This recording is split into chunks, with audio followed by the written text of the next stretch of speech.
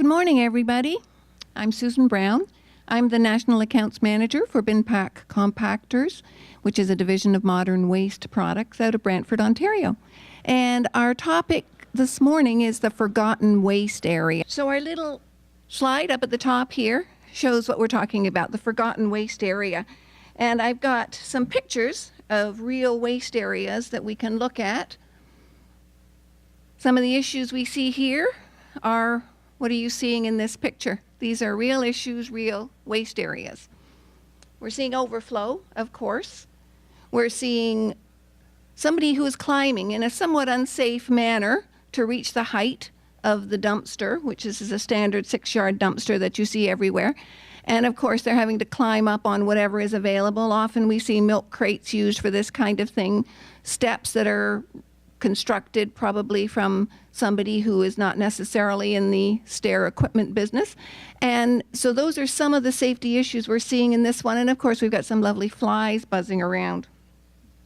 The aesthetics, not the greatest thing when you've got your customers, your tenants, your business associates coming and looking at this, not exactly the greatest, most beautiful aesthetic. So in this picture, we add a few other problems that are common issues that you see everywhere. Of course, we've got overflow again. We've got ugly and messy, which is not lovely to look at. And we add unauthorized access by others. This is quite a problem for a lot of properties. And it creates mess. It creates, of course, additional risk to the property. And depending on what types of tenants are in the building, it can add some element of liability, depending on what's in your waste. So another one, this is a little bit dark, but again, we've got the obvious overflow issue, but we add to it our lovely little rodent there. And people think that rats and the problem that we see and read about all the time with rats as an increasing issue with waste areas, people think it's because of the garbage itself, but actually waste areas have been around forever. The issue with the sort of increase and proliferation of the rat population in particularly urban areas, Vancouver, Toronto, there's been a lot written about it, is more of a climate change issue, interestingly enough, than it is a waste area issue.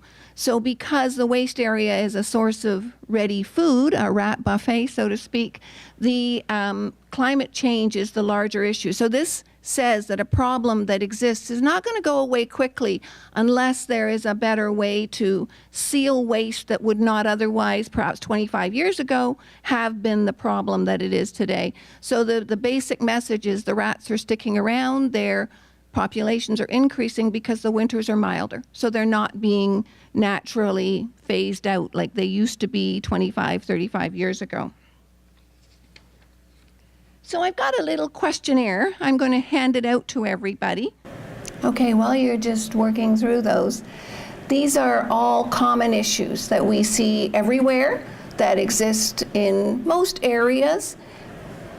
I'm not going to go through every one of them, but these questions point you when you're evaluating equipment options and what's best for your business, your property, your organization. These questions help point you in the right direction when you're doing your analysis and help you understand what you've got to address. So we won't go through all of them, but let's look at, for example, question number 3. Do you need more capacity? You don't want more bins because the property value of adding more bins to, say, your parking lot area is significant. Anybody seen that or experienced that? Just stick your hand up if you have. Yeah, it's an issue, isn't it? It's valuable parking space. We have customers a lot in Niagara Falls area, and the value of a parking space given up to another 6-yard dumpster is in the many thousands of dollars per year. And we're not talking under 10, we're talking a lot more than that. And so that's an issue that you want to consider when you're looking at equipment options. We talked a minute ago about this. Anybody seen issues with height of the equipment, where there's an ergonomic issue for staff to reach up and get bags into the dumpsters or whatever the equipment is that's available there? Anybody seen that? Yeah, I've been to, I'm like everybody, I go through drive-thrus at places like Tim Hortons and McDonald's, and You see it all the time. If you look for it and you start looking for it, you'll see it all the time. That poor staff member, usually the smallest young lady on the team, who's trying to heave bags up into a dumpster. And the bag, of course, inevitably gets caught on the top lip of the dumpster, breaks open, and there's waste everywhere. Not a pretty sight. The pests and wasps, birds, animals, anybody seen that, where you go by a waste area and it doesn't have to be rats, we always think of it as rats, but it can be a lot of other things, including birds, it can be, of course, raccoons, it can be just simply wasps at a drive-through in September, which seems to be the favorite time. Anyone seen that? Those are issues we see all the time. So this is a sort of a list that gives you some questions to ask yourself, questions to ask your property managers if there are equipment issues that need to be addressed at some point in time. So what we're going to do is we're just going to review a few of these. So we talked about staff injury due to height. These were some cartoons we had made a few years ago. We thought they were kind of cute. But of course, in Ontario, this is more than just an aesthetics issue. This can be a health and safety issue. In the workplace safety tracking records that come from the WSIB and through the Safety Insurance Board, 41% of workplace hazards come from generally musculoskeletal disorders, which are caused by hazards and risk factors in the workplace or incorrectly designed equipment, including waste equipment and access to waste equipment. And that's 41%. So we've had a customer that replaced equipment because they had 2 of their staff with rotator cuff injuries within a week. So they lost both those staff trying to heave heavy waste bags into equipment that was too high to access.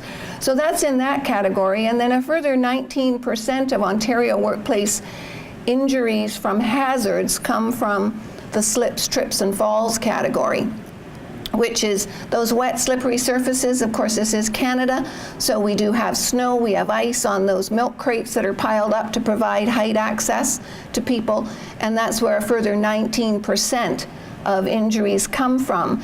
So these are things we have to address. They're concerns, certainly. We talked about animals and pests.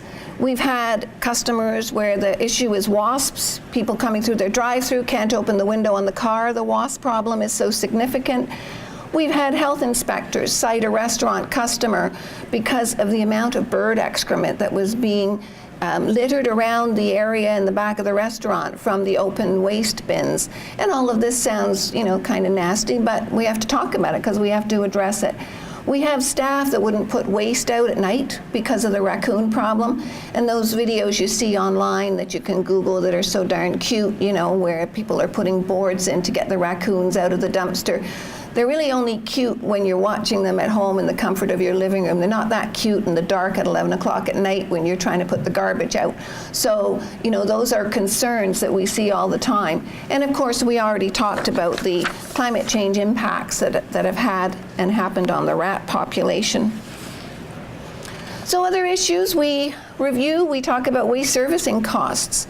So waste servicing costs, everybody is always looking for ways to improve on those, to save money. And often these issues don't come to the forefront until suddenly somebody looks at the bill, usually somebody in your accounting department, and says, do you realize this waste bill for servicing has increased 40% over the last 2 years or 50%, and that we're being charged things we didn't even know we were being charged? One we're seeing a lot now is if you've got standard dumpsters, 6 yards, 8 yards, 4 yards, whatever you've got, and the height exceeds the top level of the bin. Used to be that haulers would let you get away with a bit of that, but not so much anymore because they've got their own cost pressures that they're dealing with. So they're invoking clause 62 in the back of the small print, and if you go over the top level of the bin, that's an automatic overflow. They take a picture of it and then you get an additional charge on your waste bill. It's in their contract to do that, so they're within their rights to do that. But this is an issue that we're seeing more and more of. And then suddenly people realize their bills are getting out of control relative to what they budgeted for. And of course, odor. Odor is a good old issue that we always see. It is garbage after all. But if there's a way to contain odor, then that's a sort of a good strategy to consider. Large animals.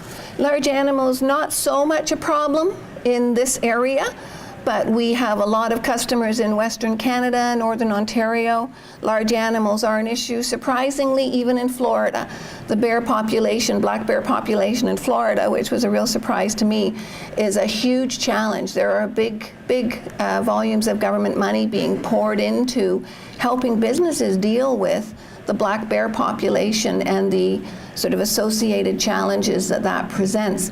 So we had recently gone through an interesting exercise. We got our product, which is the bin pack compactor, bear tested, bear proof tested, and it was done through the North American Testing Association, which covers Canada and the US. And what we were surprised, just interesting little tidbits, black bears and grizzly bears are two separate tests because they behave very differently. So a black bear is going to be really smart, highly intelligent, and it's going to look at your equipment and it's going to analyze how it can get into it. And if it can't, it's going to get fed up pretty quickly and leave. A grizzly bear behaves completely differently, and it will be using its strength to try to tip it over, break it, do whatever it has to do to it. And it will be more persistent than the black bear. It will just keep going even in the face of sort of an insurmountable object in front of it, but it will keep going. So we found that very interesting. We got the videos from the North American bear testing people and got to watch how these two different bears behaved. But it is an issue if you have properties that are outside of these sort of urban areas. And then of course we talked about small animals. And raccoons, we've already had that discussion, and always a challenge, always something that has to be dealt with. And then the waste area efficiencies. Short of jumping on your trash, what are sort of options that are available to you to reduce the volume and the quantity of trash? You're not going to change the actual quantity, you're going to change how large that quantity is. And that will help you if you are looking for options to reduce the numbers of times. There are trips required to go to visit your properties to empty it, and that generates savings for you. And that's where it comes from. And of course, customer service excellence. People do judge you by your waste areas. I know it seems, difficult always for us to get our heads around that. But people do look at it. If they're going around your business to park, for example, or particularly if you have a property that has a drive-through on it where they're driving around your business, if it's a one-way in and out on your property, it's taking them right past your waste area. So you are being judged by your business in one way, shape, or form by your customers. It won't matter to some customers, but to other customers and possible tenants, for example, business associates, perhaps even business partners, there will be an evaluation made that will be relative to how messy that back end of that business is or that property is. It's sort of in the theater world, the front stage, backstage thing. And often we don't want people to see the backstage, but in our businesses we often can't stop that from happening. So what equipment options are available to you? So other than our little dumpster diving guy up there, we've got the dumpster. So the good old dumpster has been around since 1936. That's when it was designed and developed. And it was developed basically by a hauling company called Dempster Brothers. And Dempster Brothers were out of the US, in the sort of Midwest US area, and they developed the dumpster in 1935, as I mentioned. So it was a play on their family name. And that was the first time we saw them. They also were heavily involved in developing the truck that was going to have to lift this unit. So very interesting. If you Google Dempster dumpsters, you'll see some pretty interesting old pictures online. From there, we moved to the vertical compactor. So this is basically a frame that's built, a dumpster goes under it, and there's a compaction unit above it. The lid is taken off the dumpster. And that developed in 1978 by Marathon Equipment out of the US. So this product is 40 years old. It's basically been around for 40 years. So since most of us either weren't born or were pretty little. And the pros, and it was developed to suit issues that the hauler companies had. So the pros were that the haulers were interested in developing this with Marathon so that their drivers wouldn't have to get out of the truck. And that was the original reason for developing it. And of course, the benefits of compaction were the sort of results for the customers. So this was the first time we saw compaction in the waste area 40 years ago. And this product is still in use today. So you will see it all over the place, still in use today. The cons of this product are that there is a frame, and the frame can be damaged. So there's a precise removal of the dumpster bin and reinsertion of the dumpster bin. If the frame is damaged, then the issue is that it can't be put back in under the compactor.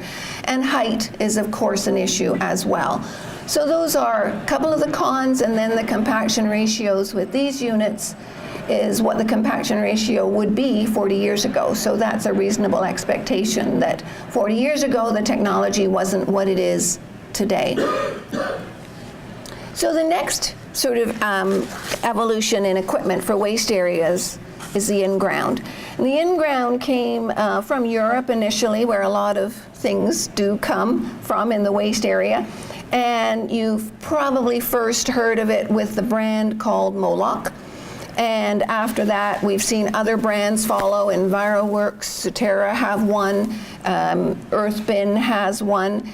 They used to have a proprietary lift. That meant a hauler had to have a special crane truck to lift it up. But that has evolved, and now they can be lifted with a front load truck. So the front load being the most common and the cheapest form from a sort of cost economies perspective that the haulers have for a route. So the difference between front load truck service and roll-off service, and it's the way I've always sort of sorted it out in my mind. Front load truck service it's very much like public transit for your garbage. So there's a lot of people on the route, and the sort of bus comes by and picks up all the pieces on the route before it goes and visits the depot.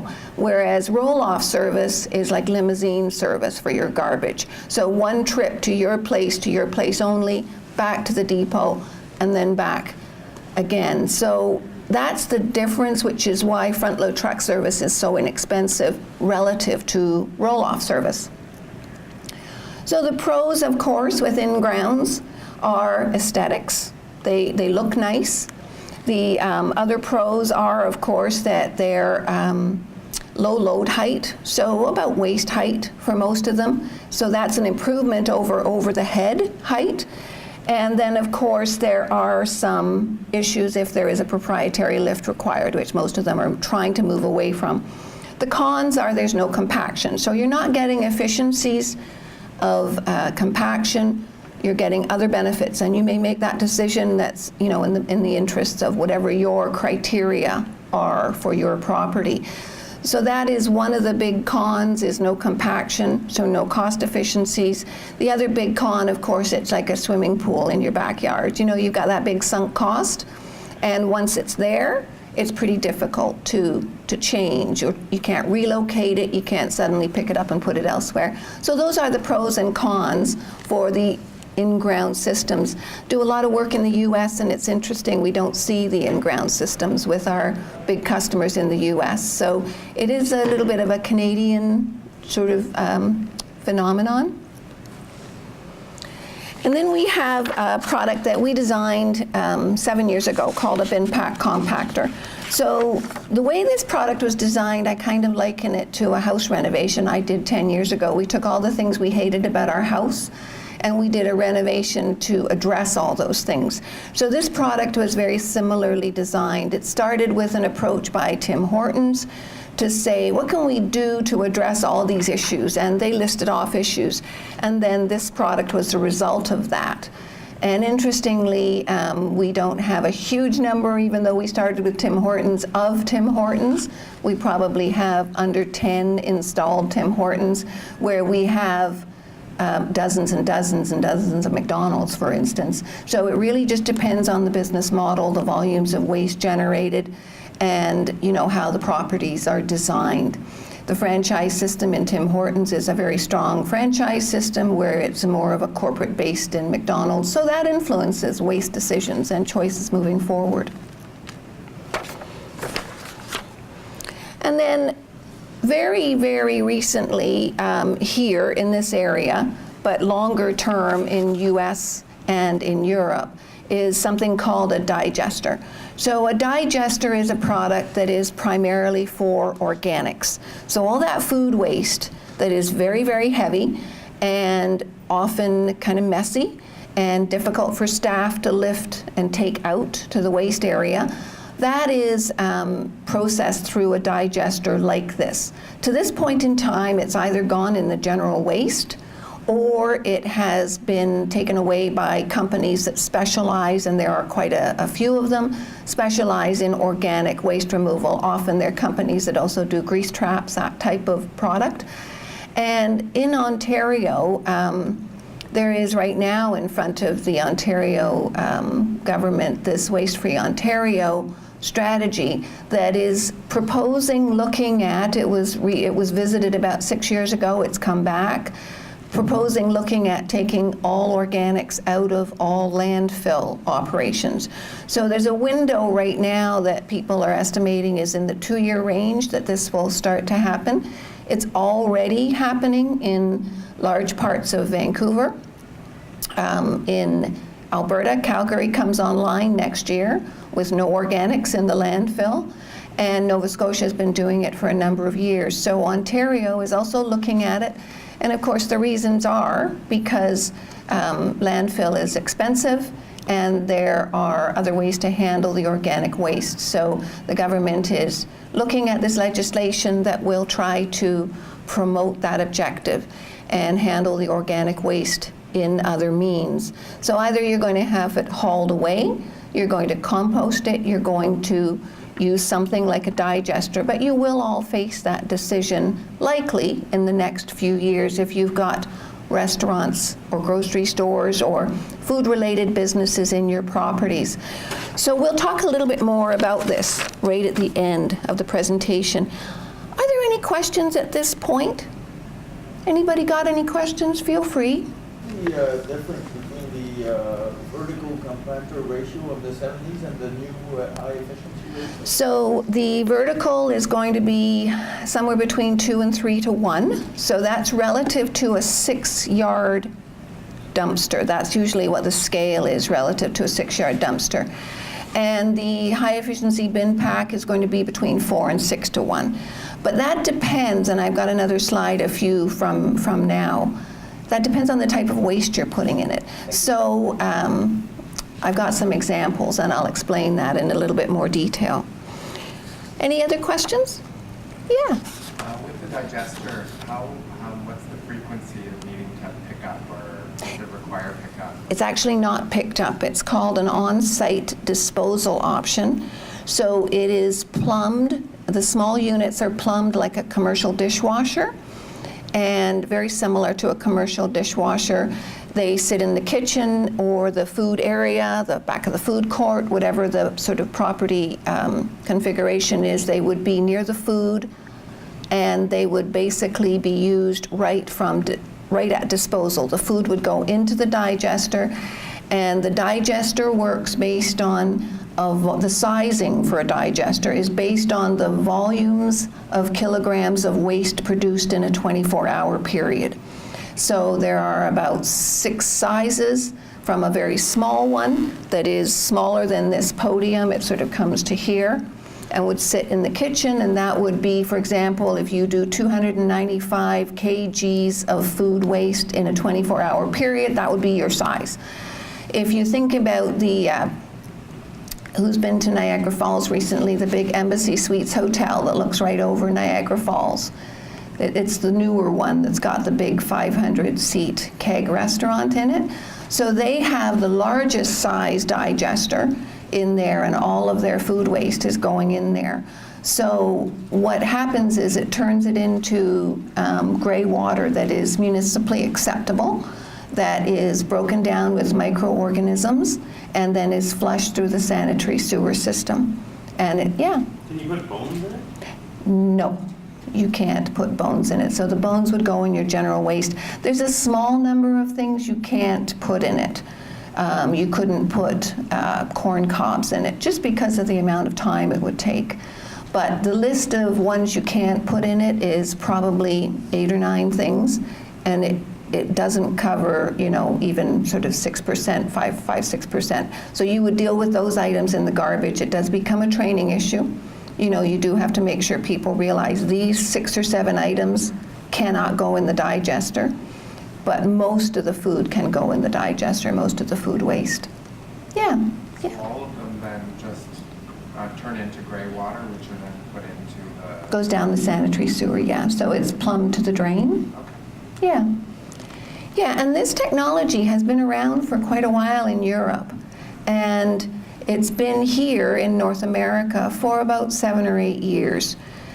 Like all technology at the beginning, there were some hiccups with it. And those hiccups were not really related to the technology, but more to the lack of understanding of how the process worked. And I think people, like every piece of technology that you can think of, people figure it out.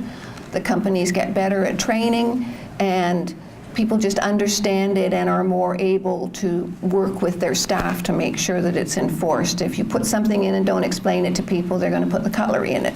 If you tell them you can't put the cutlery in it, then, you know, if you work at making sure there's an appropriate training plan, then they're going to stop putting the cutlery in it. But it's being used very effectively in many, many places. The U.S. corrections system has dozens of these units.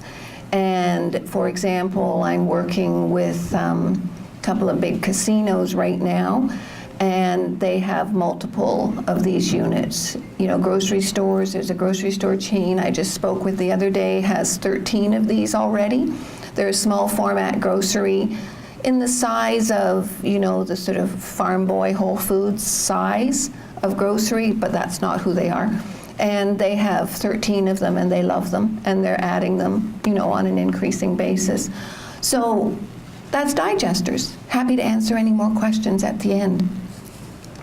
So the important thing with all of these pieces of equipment that are available now is to make sure you make the decision and don't leave it to others to make. It's often tempting in this industry. We go to our haulers, and our haulers are smart folks, but you're responsible for the equipment that ends up in your business. And a hauler is always going to propose what their preference is for equipment, what their trucks are that they have. So if they don't have a crane lift, they're not going to propose a crane lifted piece of equipment. You have to make sure that you understand what's required for your property, and then you go and talk to your hauler and say, this is what I'd like to do. And they'll generally, we have found, work with you. Most haulers can lift most of the standard pieces of front load truck equipment, and there aren't issues with doing that. And of course, people say to me, well, my contract still goes for another 2 years. Well, you always, under every waste contract that I've ever read, and we have people that work for us who have been with most of the big waste haulers for, you know, 17 years, 19 years. Every contract that you have allows for you to put in what is called customer-owned equipment. And then you would be allowed to do that, and you would work still with your hauler. Their contract with you is for the waste.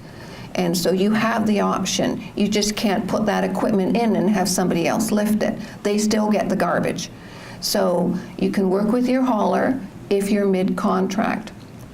And of course, don't be put off by things like, well, we don't want to get out of the truck. 40 years ago, that was an issue. Today, it's not. Most waste areas have fencing around them. They have barn doors on them. They have roll-up doors.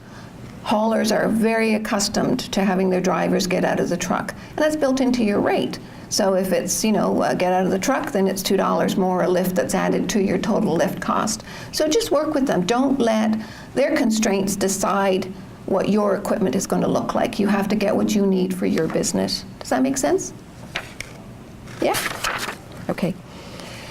We look at 3 things. We look at environmental, economic, and social sustainability when we're helping people make decisions, and what you should be looking at should fall into these 3 categories as well. So environmental are things like, if you believe in compaction as a way to reduce truck traffic on your property, then you're also getting a corresponding increase in carbon emissions because of the reduction in truck traffic. For instance, that's an example of an environmental. If your leachate is an issue, so leachate is the liquid that pools in the bottom of waste equipment, it's nasty and it's also considered somewhat poisonous and corrosive. So you don't want that spilling out. You don't want that leaking out. So if you were to have that issue and the Ministry of the Environment were to go by, you could be given a 24 to 48-hour notice to fix that problem.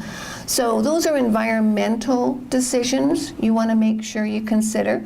But you also want to look at what's socially sustainable. So it's a good neighbor policy. You know, is it going to work with the neighbors? If you have a property that is a retirement or long-term care home and all your waste bins are open and those waste bins have incontinence product in them, the townhouse complex right beside that parking lot is not going to be really excited about that. So look at options that are socially sustainable. And then, of course, economics. Always comes down to economics. You have to be able to keep going with this. And so you want to be able to have something that is financially going to make sense for you. You're not going to have reoccurring costs associated with whatever your choice is. So I've got an example here of what it would look like on a waste bill.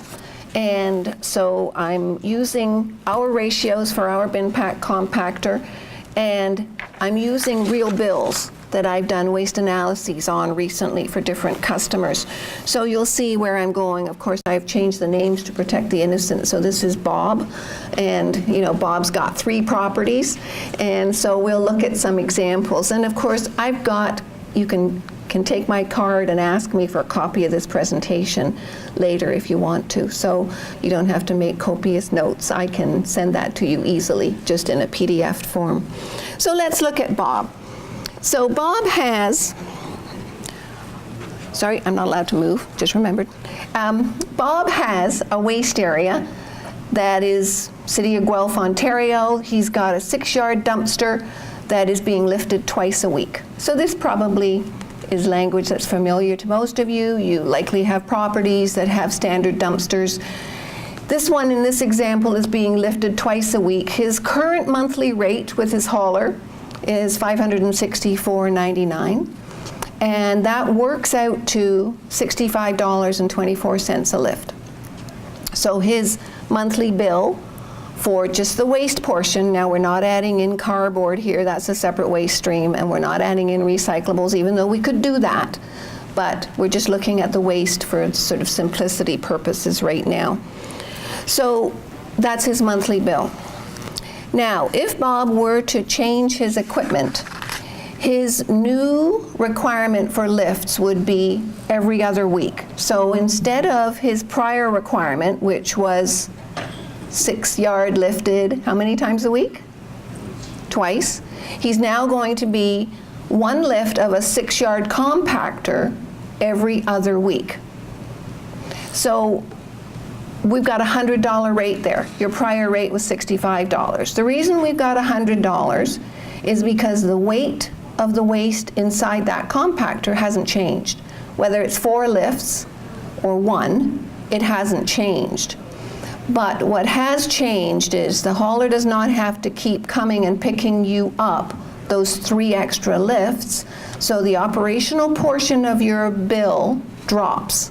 So you can't sort of go 65 times 2 or 3 or 4, because a large percentage of your bill is split between operational cost, number of times they come to your site, and weight, disposal weight.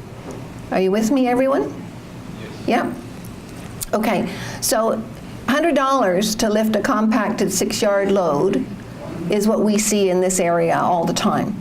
You can get down to some areas. Niagara Falls is very competitive. Sarnia, Windsor area is very competitive in the hauling business. It will be way under $100 for a compacted load lift, but in this area, $100 would work. So that makes the monthly waste bill $217 now. So here we have the savings. So Bob's savings at property 1 per month are $347.99. And then his savings, if you multiply those savings by 12, are $4,175 a year. Now, he still has to buy the equipment or rent the equipment. So it's not a pure win because he's going to pay about $300 a month to rent it. So he's actually got $47, but he's also got low volumes. So he's only being lifted a 6-yard twice a week prior to going to compaction. So it's important. That might not be a decision you want to make. So let's look at what happens if Bob's property number 2 is 4 times a week, because that would be a more common frequency for some of the higher, mid to higher volume. 2 times a week would be a very small property. So let's look at what a larger property would look like. Now I'm going to, before I go there, if you're working the math backwards, you always have to remember that when you're calculating how many lifts in a month, it's not a 4-week month. It's a 4.33 week month. Anybody in the accounting department can tell me why? Because there's an extra week every quarter. So if you were to not include that by using a factor of 4.33 instead of 4, you wouldn't have the numbers balancing at the end of a year if you were doing a business case and evaluating how you perform to your business case. So we use 4.33, and the waste industry uses that always as part of their calculation. So let's look at 4 times. So we're changing the frequency to 4 times a week. And what we've got here at 4 times a week, same 65-24, same 4.33 weeks in a month. So what our current waste bill is $1,129.96. So what will happen if we add a compactor, same $100, hasn't changed, but now we're going to do once a week because we had a lift frequency of 4 times a week previously, and we're going to go to once a week. That's 4-to-1 compaction. Everybody good with that? You're all good with that? Okay. So same $100. Here's what his lift bill looks like now for property 2, $433 a month. And if we fill in the numbers to do the business case on this one, his current service was the $11.29. His new compacted service is $433. So he's looking now at $696 per month in savings. So suddenly that $300 rental on the compactor makes a lot more sense. So you have to always look at the volume. That's where the $500 number came in this document I handed out. It's kind of, with compactors, a saw-off number that you can use just to evaluate. If you're $500, you're going to have a tough time paying the rental, unless there are other compelling reasons why. So some of the other benefits are the reasons why you're going to make that decision. But you kind of saw it off at $500.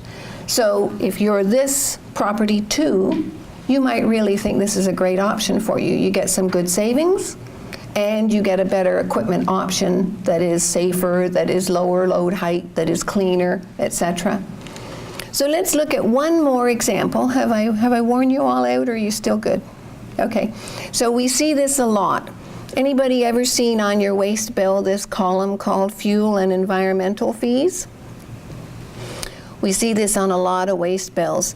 And so there may even be a third column added to this that some of the haulers use that is after fuel and environmental fees, and it actually is a percentage of a levy on a levy that's already a percentage of the total. So you do have to really take care. We analyze a lot of waste bills for customers when they, don't know what decision they want to make. And it always shocks me sometimes the savings on the levies, because if the total base cost drops with compaction, then those levies drop because they're percentages. Sometimes they can pay for the rental of the equipment just based on the savings on the levies. because the levies can be, you know, dropping by as much as $270, you know, just to sort of give you an example. So in this one, it's the same 1129 and the same lift rate of 6524, but there's a fuel and environmental fee on there that now adds $297 to the bill for a total current bill of $1427. With compaction, you're once a week, so this is the same as Bob number 2. You're once a week, $476. Your new lift rate, if the haulers have fuel and environmental fees, they're going to tend to charge you a slightly higher lift rate because they know they're going to lose some revenue from the fuel and environmental fees. So let's use 110. So now your fuel and environmental have dropped to 125, and your new total monthly is 601. So you're looking at savings of $825, and it's a similar example, just with fuel and environmental fees on the bill. Now, what can you do about those? If they're on your bill, you can't do much about them until you get to the end of your contract, or within eyesight of the end of your contract. And then you can try to negotiate them out. You can negotiate a fixed fee percentage so that it's not going to fluctuate all the time, and you can limit the sort of impact. So you have options, but you don't really have as many options mid-contract as you do when you're nearer the end of the contract. But it's important to understand how these affect your bill, because it does add a lot of money to your bill. So when you're looking at your sort of evaluation, make sure you consider that. Any questions? Okay. Yeah. Aren't the fuel and environmental fees typically policy-driven, like from stewardship, environmental stewardship kind of taxation, or are they in-house fees? They're down the tax that you have to pay. They are the fee that no, they're not. They're going directly to your hauler, and they're a fee that is allowing them to offset anticipated increases in cost that's not perhaps allowed for in your contract. That's all that they are. Yeah. So earlier we talked about the types of waste and what's heavier. So I've got a couple of examples here for you of the types of waste. So on the far side, we have a 350-person office building, and they've got one compactor for general waste, and they've got one compactor for recyclables. And there's 350 people. This is over near the airport. It's, a good medium-sized office building, and they've got a small coffee shop, employee cafeteria thing, not big, in the main floor. And this one over closer to me is a retirement home, 160 beds, so 160 rooms. And which one do you think would have heavier waste out of the two? So waste is weighed as a per yard weight. Any thoughts on which one would have heavier per yard weight? Yeah. The one on the right? The one on the right being? Well, it seems like it's a single stream, like everything goes into one kind of thing, so it's probably liquids, organics, I don't know, I'm guessing, kind of filling in the blanks, but the other one on the left is, they separate their waste perhaps? So the heavier one, you're not wrong in your comments, but the heavier one is the one that is at the retirement home. And the reason why it's heavier, it's a retirement long-term care home. So per yard, so if you had 6 yards of waste at each of those two properties, the retirement home is going to have a heavier weight per yard because of the kind of waste that's going into the trash compactors, bins, whatever. So that waste is going to have a lot of food in it. It's going to have a lot of heavy incontinence product in it. So it will be much heavier than the very light fluffy waste that's going from the office with just a little cafeteria and coffee shop. And it's basically whatever is under your desk is going into that office mix of waste, which often is just papers and, candy wrappers and things like that. So of the two, just 1 second, I'm going to give you an example. So the office building will be calculated as 30 to 45 kilograms per yard of waste. And the retirement home is going to be calculated by your haulers as 75 kilograms, so almost double per yard of waste generated. So why that's important is because your waste bill rate worked out by your hauler is going to reflect that. They have tables and they know what a McDonald's weighs per yard of waste. They know what a retirement home, what an office building. So the office building is getting almost 6-to-1 compaction because of the composition of their waste. The retirement home is getting 4-to-1 compaction because of the composition of their waste. So I've got another example. So on the far side, we've got the big Museum of Nature in Ottawa. And on closest to me, we've got McDonald's in Canmore, Alberta. And that's why you see the beautiful mountains in the back. We love this picture, just because of the scenery. And so those two, there's quite a difference between those two. So the museum is estimated at 40 kilograms, per yard of waste, whereas the McDonald's is estimated at 75. So very high. And the reasons why that is because the McDonald's has a lot of food in it, but what else does it have in it that wouldn't be in the museums or in the retirement homes or in the waste in the previous two pictures? What else do you think that McDonald's has a lot of in their waste that adds to that and makes the waste? Probably ice in their drinks. Absolutely. So there is a ton of ice that melts in that garbage over time and then is basically water. So that's why the difference. And so this is quite a science in the background, and there are, very detailed calculations that go to tell haulers how much your weight is sort of estimated at, even before you got, your name on the contract. They have a fairly good idea what's going to come out of your building. So you can ask yourself some questions. You can do your own research. You can learn about and understand what compaction is. You can ask, can my hauler's truck lift a heavier load? The answer would be yes, but that's another mathematic sort of equation. But basically, most hauler trucks are lifting a minimum of 8,000. They're rated for a capacity of 8,000 pounds, and they could be a 10,000-pound truck or a 12,000-pound truck. So those front-load trucks can definitely lift the heavier compacted loads. And then you already looked at how your waste invoicing is going to be impacted, what waste streams. You can use compactors for cardboard. You'll get about 4-to-1 with cardboard. It won't compact higher than 4-to-1 because it has some elasticity in the product itself, so it'll spring back.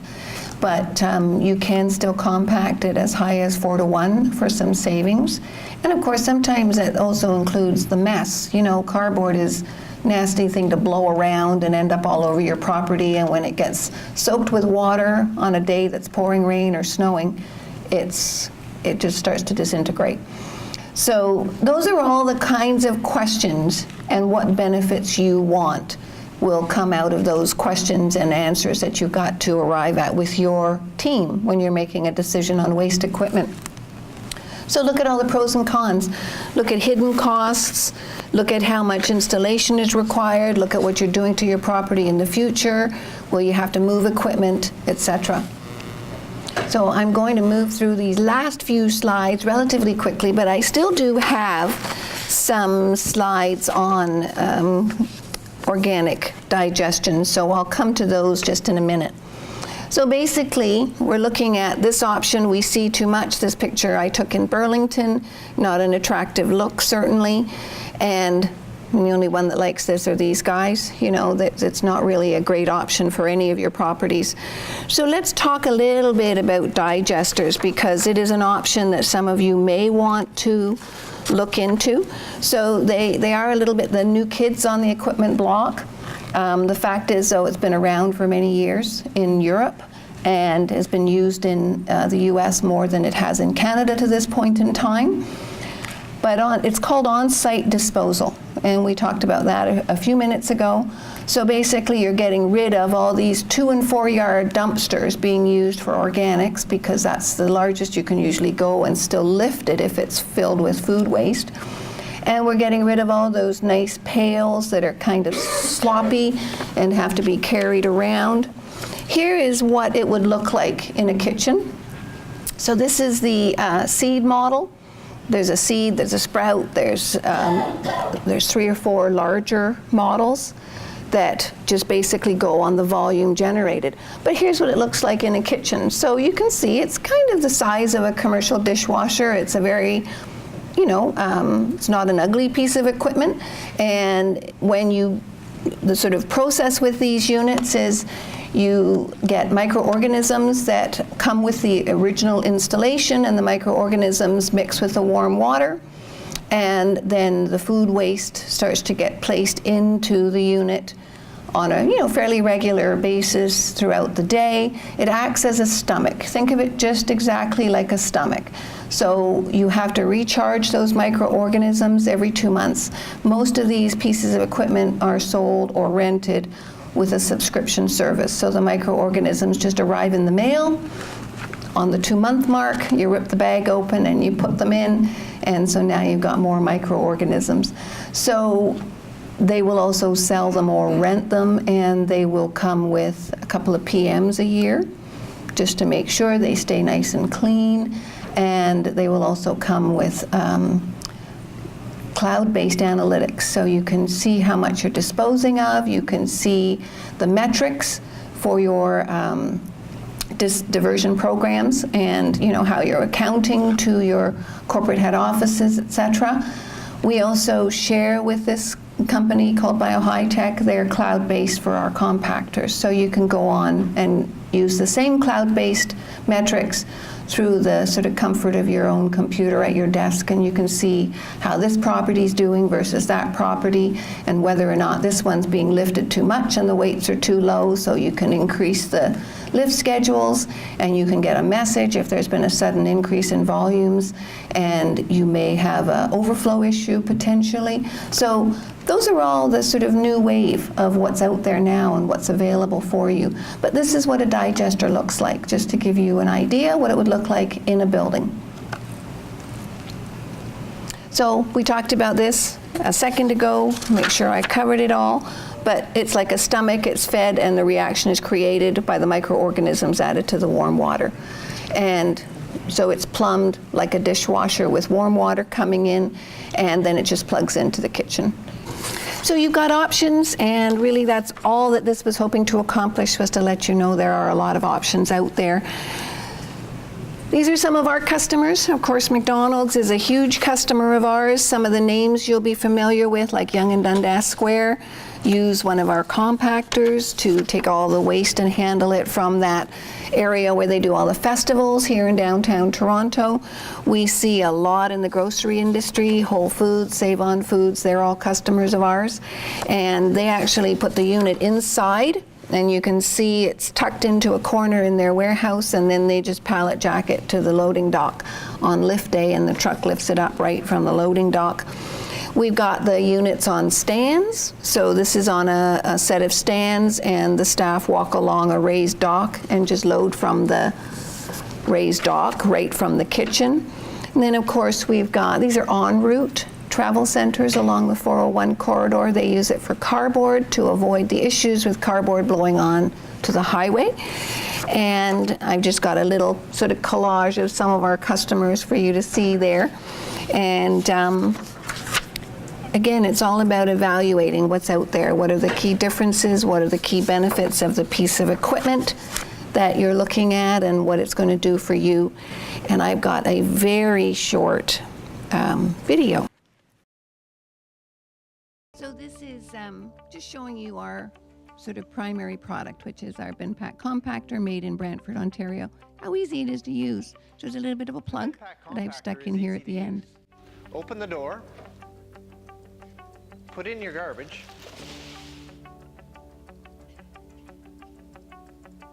close the door, and press the start button.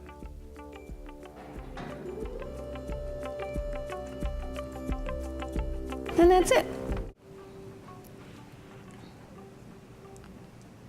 So I'm at the end of this, and I'm certainly happy to answer any questions. And feel free to stick your hand up if you've got questions.